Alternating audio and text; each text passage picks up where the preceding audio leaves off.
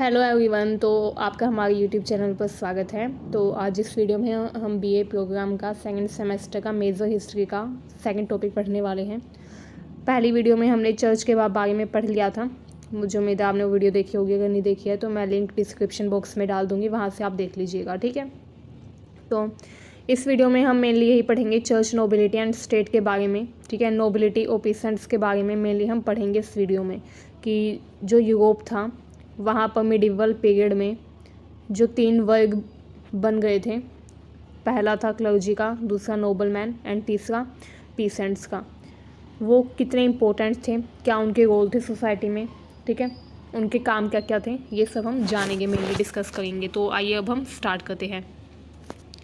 Video को start करने से पहले मैं कहना चाहूँगी, अगर आपने हमारे चैनल को सब्सक्राइब नहीं किया है तो हमारे चैनल को सब्सक्राइब कर लीजिए बेल आइकन पर बटन दबाकर, ठीक है। इसके अलावा वीडियो को ज़्यादा से ज़्यादा शेयर कीजिएगा ताकि अन्य लोगों की भी मदद हो सके। तो चलिए स्टार्ट करते हैं। देखिए, मिडिवल पीरियड यानी मध्यकालीन जो युग था, उस टाइम पर जो लोग थे वो इक्वल नहीं थे, समान नहीं थे। इक्वल नहीं थे इसका मतलब इन द सेंस कि कुछ लोग जो थे उनके पास बहुत ज़्यादा विशेष अधिकार थे और कुछ लोग जो थे उनके पास अधिकार ही नहीं थे, ठीक है। कई लोगों के साथ शोषण होता था और कुछ लोग जो थे वो दूसरों का शोषण करते थे। तो उस टाइम पर क्या कंडीशन थी, मेनली ये डिस्कस करेंगे।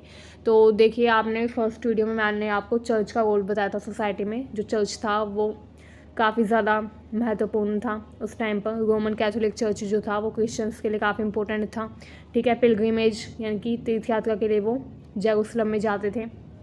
वो इसके अलावा उस टाइम पर जो लोग थे वो रोम में भी जाते थे, ठीक है, तीर्थ यात्रा के लिए, जो क्रिश्चियंस थे वो, ठीक है। इसके अलावा जो चर्च था उसमें सबसे इम्पोर्टेंट जो पद होता था वो पोप का होता था, ठीक है। चर्च एक टैक्स कलेक्ट करते थे किसानों से जिसका नाम टीथ था, ठीक है, एंड वो किसानों को देना ही पड़ता था उनको। तो मैंने आपको ये सब बताया था, ठीक है। तो इस वीडियो में भी यही है कि उस टाइम पर जो 3 वर्ग थे, 3 जो ऑर्डर्स थे यूरोप में मिडिवल पीरियड के दौरान, ठीक है, वो कैसे डिवाइड हुए थे। वो डिवाइड हुए थे on basis of privilege, right and duties, ठीक है।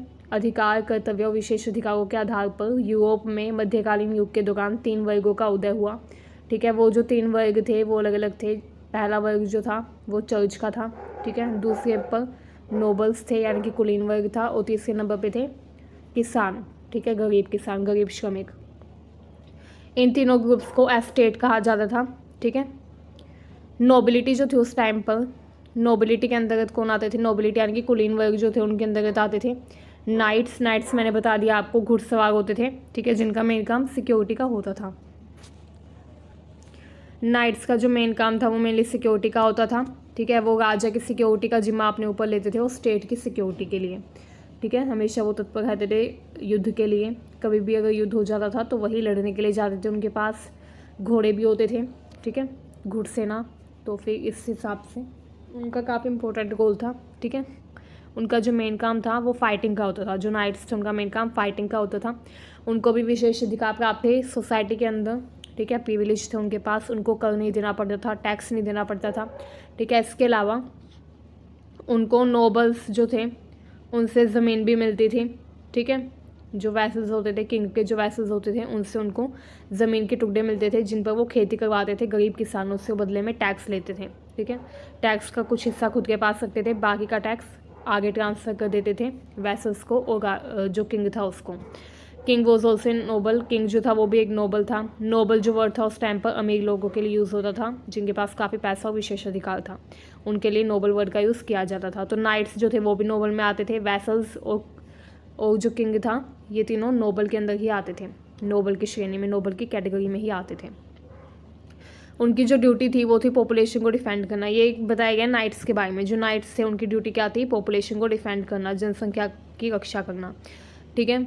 और ये भी एक प्रिविलेज्ड एस्टेट था क्योंकि वो ना तो टैक्स देते थे, ना वो मैनुअल वर्क यानी कि हाथों से काम करते थे, जैसे कि खेती वगैरह या फिर ये जो मजदूरी का काम है ये काम वो नहीं करते थे, ठीक है। जो आमतौर पर जो मजदूरी का काम होता है खेती वगैरह का या कोई दूसरा काम, लेबर वर्क जो होता है उसको मैनुअल वर्क कहा जाता है। और ये जो नाइट्स थे ये मैनुअल वर्क नहीं करते थे। They take part in the government, ये सरकार के कामकाजों में भी हिस्सा लेते थे, ठीक है। किंग जो था वो जो भी पॉलिसी बनाता था उसमें ये मेन भूमिका निभाते थे डिस्कशन में, ठीक है। तो काफ़ी इंपॉर्टेंट इनकी भूमिका थी सोसाइटी में। ये देखिए हिंदी मीडियम में मध्यकालीन लोग जो थे वो समान नहीं थे, समाज को उनके विशेष अधिकारों कर्तव्यों के अनुसार 3 समूहों में उनको विभाजित किया गया था। प्रत्येक समूह को संपदा यानी कि एस्टेट कहा जाता था। ठीक है, अब ये देखिए शूरवीर और उनके परिवार जो थे, नाइट्स को शूरवीर कहा गया है हिंदी में। ठीक है, राजा भी कुलीन होता था। तो ये आप देख लीजिएगा हिंदी मीडियम के स्टूडेंट्स, कोई डाउट हो तो कमेंट सेक्शन में बता दीजिएगा। अब ये देखिए क्लर्जी जो थे मॉन्क्स होते थे, प्रीस्ट होते थे, नन। ठीक है, नन जो थी वो साधु के लिए यूज़ हुआ है, प्रीस्ट पुरोहित होते थे, मॉन्क्स जो थे वो साधु होते थे। ठीक है, जो क्लर्जी थे उनकी ड्यूटी होती थी प्रे करना। क्या करते थे वो? प्रे करते थे लोगों के स्पिरिचुअल सैल्वेशन के लिए। लोगों को मोक्ष दिलवाने का काम, स्पिरिचुअल नॉलेज देने का काम क्लर्जी यानी कि पुरोहितों का ही होता था। ठीक है, they also took part in government of some kingdom. ये गवर्नमेंट के कामकाज में भी हिस्सा लेते थे। ठीक है, राजा की मदद करते थे न्याय करने में। अगर राजा कभी दुविधा में होता था कि उसको क्या फैसला लेना चाहिए, तो ये राजा की मदद करते थे, किंग की हेल्प करते थे डिसीजन मेकिंग में। ठीक है, इसके अलावा ये जो चर्च के जो लोग थे, ठीक है, ये भी प्रिविलेज एस्टेट था, क्योंकि ये भी टैक्स पे नहीं करते थे, ना ये मैनुअल वर्क करते थे।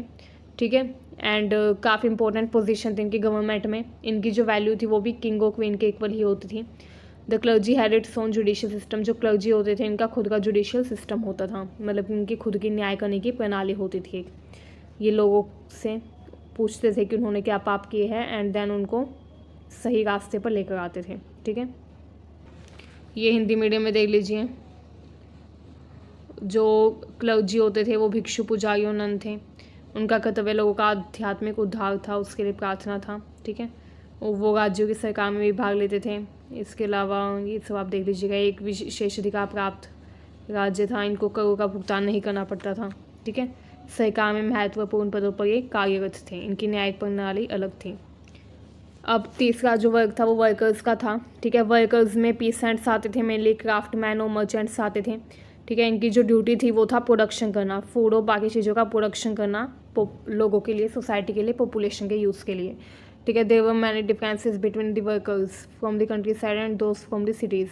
जो गांव के जो वर्कर्स थे और शहरों के जो वर्कर्स थे उनके बीच में काफ़ी डिफरेंसेस थे। जैसे गांव के जो लोग थे उनके पास कच्चा माल तो होता था, लेकिन उनके पास टेक्नोलॉजी नहीं होती थी प्रोडक्शन के लिए। तो टेक्नोलॉजी या मशीन वगैरह कहाँ से लाते थे? जो शहर होते थे, सिटीज़ होती थी, वहाँ से लाते थे। तो ये बात थी। हालांकि उस टाइम पर टेक्नोलॉजी विकसित नहीं थी, बट जितनी भी थी, जैसी भी थी, वो भी शहरों में ही अवेलेबल थी। ठीक है, तो थोड़ा डिफरेंस भी था शहरों के और गाँवों के वर्कर्स के बीच में। दे डिडंट हैव प्रिविलेज, उनके विशेषाधिकार नहीं थे, उनको टैक्स देने पड़ते थे। ठीक है, ये जो वर्कर्स थे इनको टैक्स पे करना पड़ता था। ये देखिए हिंदी मीडियम में उनमें से अधिकांश किसान थे, शहरों में शिल्पकार थे और व्यापारी थे। उनका कर्तव्य समाज के लिए भोजन और अन्य चीज़ों का उत्पादन करना था। तो ये आप देख लीजिएगा, उनके पास विशेष अधिकार नहीं था, करों का भुगतान उन्हें करना पड़ता था। ये देखिए जो नोबिलिटी है उसके पास विशेष अधिकार होते थे। ठीक है, क्योंकि वो टैक्स पे नहीं करते थे। जो नोबिलिटी थी वो टैक्स पे नहीं करते थे। ठीक है, हालांकि सभी जो नोबल्स थे वो इक्वल वेल्थ नहीं थी सबके पास। कुछ के पास ज़्यादा वेल्थ थी, कुछ के पास बहुत कम वेल्थ थी। ठीक है, बट वेल्थ ही सारे नोबल्स थे। Some nobles were very rich almost like king. कुछ नोबल्स इतने रिच थे, किंग के जितने रिच थे, और कुछ जो थे वो मीडियम थे, मिडिल क्लास थे, वो ज़्यादा रिच नहीं थे। बट जो नोबल्स थे, जितने भी नोबल्स थे, सबको ही विशेष अधिकार प्राप्त था। ठीक है, ये देखिए however most of them only had their horses and weapons and usually fought for another noble, they were the nights.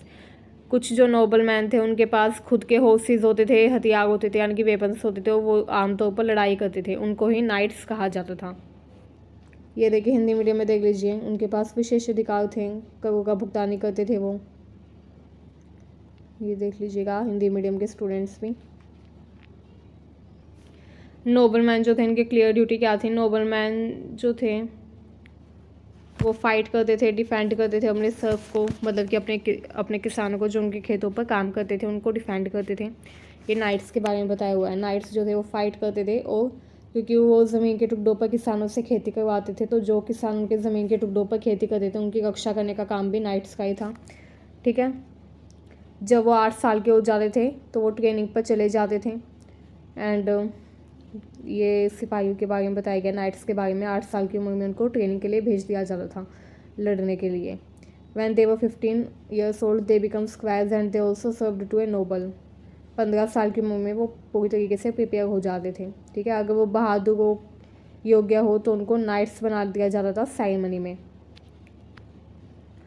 जो नोबल्स थे हर समय वो युद्ध के लिए नहीं जाते थे, ठीक है, वो टूर्नामेंट्स में भी जाते थे और हंटिंग के लिए भी जाते थे। तो जो नाइट्स थे उनका काम सिर्फ युद्ध का ही नहीं था, उनका काम टूर्नामेंट्स और ट्रेनिंग में जाने का भी था। ये देखिए हिंदी मीडियम में देख लीजिए। 8 वर्ष की उम्र में उनको प्रशिक्षण दिया जाता था।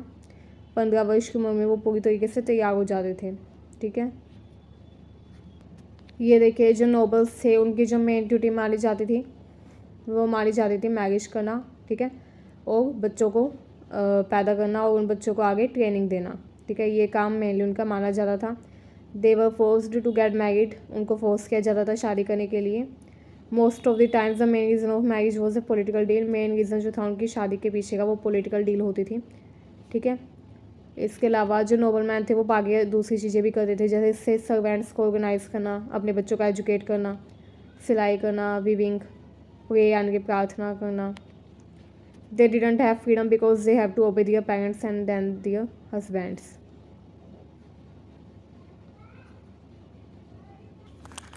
ये देखिए यहाँ पर जो नोबल्स में वीमेन जो होती थी उनके बारे में बताया हुआ है, नोबल वीमेन के बारे में बताया हुआ है। जो नोबल वीमेन थी उनका मेन काम शादी करना और बच्चे पैदा करना होता था, लाइनेज यानी कि वंश को आगे बढ़ाने के लिए, ठीक है। उनको फोर्स किया जाता था शादी के लिए, पॉलिटिकल डील होती थी उनकी शादी के पीछे। और वो क्या करती थी, जो महिलाएं होती थी नोबल कुलीन वर्ग की जो महिलाएं होती थी वो मेनली क्या करती थी, सर्वेंट्स को ऑर्गेनाइज करती थी, अपने बच्चों को एजुकेट करती थी, सिलाई करती थी, बुनाई करती थी, ठीक है, और प्रे करती थी कि सब कुछ अच्छे से हो। इसके अलावा उनको फ्रीडम नहीं थी महिलाओं को, यानी कि जैसे आज के टाइम में महिलाओं को फ्रीडम नहीं है वैसे ही उस टाइम पर भी महिलाओं को फ्रीडम नहीं थी, ठीक है। उनको अपने पेरेंट्स की और अपने हस्बैंड की बात माननी पड़ती थी, गुलाम बनकर रहना पड़ता था। ये देखिए यहाँ पर भी लिखा हुआ है ये महिलाओं की स्थिति है यूरोप में उस टाइम पर, तो आप पढ़ लीजिएगा ये हिंदी मीडियम के स्टूडेंट्स भी। महिलाओं को स्वतंत्रता नहीं थी क्योंकि उन्हें अपने माता पिता और फिर अपने पति के आज्ञा का पालन करना होता था। उनका मेन काम था नौकरियों को व्यवस्थित करना, बच्चों को शिक्षित करना, सिलाई बुनाई और प्रार्थना करना, ठीक है। तो ये था। अब ये देखिए क्लर्जी जो थे वो मोंक होते थे, प्रीस्ट होते थे, नन होते थे, ठीक है। ये लोगों के सेल्वेशन के लिए काम करते थे, ये तो हमने पढ़ ही लिया था आगे। ये देखिए कैथोलिक चर्च जो है वो काफ़ी इंपॉर्टेंट था। कैथोलिक चर्च जो है उसमें पूरी हायरार्की थी, मतलब कि जो पोप था वो ही डिसाइड करता था कि अगला पोप कौन बनेगा। पोप जो था वो हेड होता था चर्च का, ठीक है। वो ना सिर्फ रिलीजियस लीडर होता था बल्कि वो रूलर भी होता था पैपल स्टेट का। इटली में पैपल स्टेट है, वहाँ का रूलर होता था कैथोलिक चर्च का पोप, ठीक है। पोप जो था वो नोबिलिटी का एक सदस्य होता था, नोबल पर्सन होता था, ठीक है। एंड उसका काफ़ी इन्फ्लुएंस होता था वेस्ट यूरोपियन मोनार्कीज़ पर, ठीक है, क्योंकि वो किंग को हटा भी सकते थे, इतनी उनके पास पावर थी। जो पोप होते थे उनके पास इतनी पावर थी कि वो चाहे तो राजा का बहिष्कार कर सकते थे, और अगर वो राजा का बहिष्कार कर देते तो राजा अपनी सारी शक्तियाँ खो देता था, ठीक है। तो इससे पता चलता है कि पोप की कितनी वैल्यू थी। पोप जो था वो ना सिर्फ चर्च का प्रमुख होता था बल्कि वो एक धार्मिक नेता भी होता था। इटली के पापल राज्य के शहर का भी शासक था पोप, ठीक है। तो ये भी काफ़ी इंपॉर्टेंट है, पढ़ लीजिएगा आप। ये देखिए पोप से नीचे कैथोलिक चर्च जो है वो 2 ब्रांचेस में बटा हुआ था, सेक्युलर क्लर्जी और रेगुलर क्लर्जी। सेक्युलर क्लर्जी वो होते थे जो धर्मनिरपेक्ष होते थे, सभी धर्मों को एक समान समझते थे, ठीक है। बिशप और प्रीस्ट जो थे जो किसी रिलीजियस ऑर्डर या मोनेस्ट्री से बिलोंग नहीं करते थे उनको सेक्युलर क्लर्जी कहा जाता था, ठीक है। The leaders were the bishops, they controlled dioceses and a cathedral, वो एक कैथेड्रल को कंट्रोल करते थे, ठीक है। तो ये देख लीजिएगा आप। ये देखिए पोप के नीचे कैथोलिक चर्च 2 शाखाओं में संगठित था, धर्मनिरपेक्ष और नियमित। धर्मनिरपेक्ष जो क्लर्जी होते थे वो कौन थे, बिशप और पुजारी जो किसी धार्मिक आदेश या मठ से संबंधित नहीं है, ठीक है। नेता जो थे वो बिशप होते थे, उन्होंने एक सूबा और एक गिरजाघर को नियंत्रित किया, मतलब कि उनके नियंत्रण में क्या क्या होता था, एक सूबा और एक गिरजाघर, ठीक है। जो सेक्युलर क्लर्जी होते थे उनके नियंत्रण में एक सूबा और एक गिरजाघर होता था, ठीक है। एंड वो किसी भी मोनेस्ट्री से जुड़े हुए नहीं होते थे, ठीक है। सूबा कैथोलिक चर्च के अंदर एक प्रांत की तरह था, इसे विभिन्न पल्लियों में विभाजित किया गया था जहाँ पुजारी काम करते थे और चर्च में प्रार्थना करते थे। सुबह पता चल गया आपको क्या होता था, कैथोलिक चर्च के अंदर एक प्रांत की तरह होता था। अब पीसेंट्स देख लीजिए, जो किसान थे, ठीक है, ये वर्किंग स्टेट से बिलोंग करते थे। इनके पास विशेष अधिकार नहीं थे। 90% जो पॉपुलेशन थी वो पीसेंट्स की थी। दो तरह के पीसेंट होते थे, सर्फ और फ्रीमैन। सर्फ जो थे वो बाउंड होते थे नाइट्स की ज़मीन पर खेती करने के लिए, और फ्रीमैन जो थे वो होते थे जिनके पास पहले से खुद के ज़मीन के टुकड़े होते थे और अपनी मर्जी से वो उस ज़मीन के टुकड़े पर खेती करते थे, किसी के अंदर कंट्रोल में नहीं थे वो। ये देखिए हिंदी मीडियम में जो पीसेंट्स थे, किसान थे, वो कामकाजी थे, उनके पास विशेष अधिकार नहीं थे, ठीक है। 90% आबादी किसानों की थी। दो तरह के किसान थे, सर्फ जिनको कृषिदास कहा जाता था और फ्रीमैन। जो पीसेंट्स थे, पीसेंट्स की लाइफ बहुत बेकार थी। वो छोटे छोटे गाँवों में रहते थे, उनके घर बहुत छोटे छोटे होते थे और उनके जो घर थे वो काफ़ी गंदे होते थे, ठीक है। वो जानवरों के साथ अपने घरों में रहते थे। देखिए एक किसान का घर है, कितने सारे जानवर हैं इसके घर में, गाय, भैंस, भेड़, मुर्गा, सब कुछ है इनके घर में, तो कितने सारे जानवर आप देख ही सकते हैं। ये देखिए पीसेंट्स जो थे वो ना सिर्फ खाना उगाते थे, ना सिर्फ खेती करते थे, बल्कि वो बाकी चीज़ें भी करते थे, जैसे कपड़े बुनना, फर्नीचर बनाना, हाउस रिपेयर करना, ये सब काम भी वो करते थे सेल्फ सफिशिएंट बनने के लिए। जो पीसेंट्स थे उनकी जो लाइफ की कंडीशन थी वो बहुत बेकार थी। वो काफ़ी वीक थे क्योंकि उनकी जो डाइट थी वो लो होती थी प्रोटीन में, क्योंकि उनके पास पैसे नहीं थे खाना खाने के, ठीक है। उनकी जो आधी से ज़्यादा जो उनकी कमाई होती थी वो टैक्स देने में चली जाती थी, तो इसलिए वो काफ़ी ज़्यादा कमज़ोर थे, ठीक है। एंड बहुत सारे जो किसान थे वो डिज़ास्टर जैसे बाढ़ आने पर या सूखा पड़ने पर या कोई भी बीमारी जब फैलती थी तो मर जाते थे। तो जो किसान थे उनकी कंडीशन काफ़ी ज़्यादा बुरी थी उस टाइम। ये देखिए ये हिंदी मीडियम में पढ़ लीजिए आप। जो किसान थे उनकी जीवन की स्थिति बहुत ख़राब थी, बहुत कमज़ोर थे वो, क्योंकि उनका आहार जो था वो प्रोटीन में कम था, ठीक है। उनमें से कई लोग जो थे उनकी मौत सूखे जैसी आपदाओं के कारण हो जाती थी या फिर बाढ़ या युद्ध के कारण।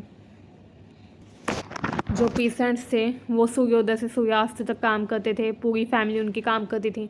वो जो टूल्स यूज़ करते थे उनके नाम देखें यहाँ पे, देखो, सीकल्स, काइट्स और होज, ये टूल वो यूज़ करते थे, ये रोमन प्लव, ठीक है। वो फर्टिलाइज़र यूज़ नहीं करते थे, ठीक है। एंड वो अपनी ज़मीन के हिस्से को दो भागों में बांट देते थे, एक हिस्से पर खेती करते थे और एक हिस्सा खाली छोड़ देते थे, ठीक है। तो वो ऐसा करते थे, मतलब कि ज़मीन पर फैलो जो लैंड है वो छोड़ देते थे, लैंड को फैलो छोड़ देते थे हर साल, ताकि वो खुद अपनी फर्टिलिटी रिगेन करे। फर्टिलाइजर्स का यूज़ वो नहीं करते थे, ठीक है। तो ये देखिए आगे, सूर्योदय से सूर्यास्त तक किसान काम करते थे, पूरा परिवार काम करता था उनका। उनके जो औजार थे वो थे हंसियाँ, दरांती और कुदाली। वो खाद का उपयोग नहीं करते थे, ठीक है। हर साल अपनी आधी ज़मीन पलती छोड़ देते थे और अगले वर्ष उस भूमि का जो हिस्सा जो उन्होंने पिछले साल खाली छोड़ा था उस पर भी खेती करते थे, ताकि वो खुद अपनी जो उर्वरता शक्ति है उसको रीगेन कर ले। तो ये हमारा चैप्टर था, टॉपिक था। मुझे उम्मीद है आपको ये टॉपिक अच्छा लगा, समझ में आया। हमारे चैनल को सब्सक्राइब करना बिल्कुल ना भूलें ऐसी ही वीडियोज़ के लिए, और वीडियो को ज़्यादा से ज़्यादा शेयर करिए। Thank you very much.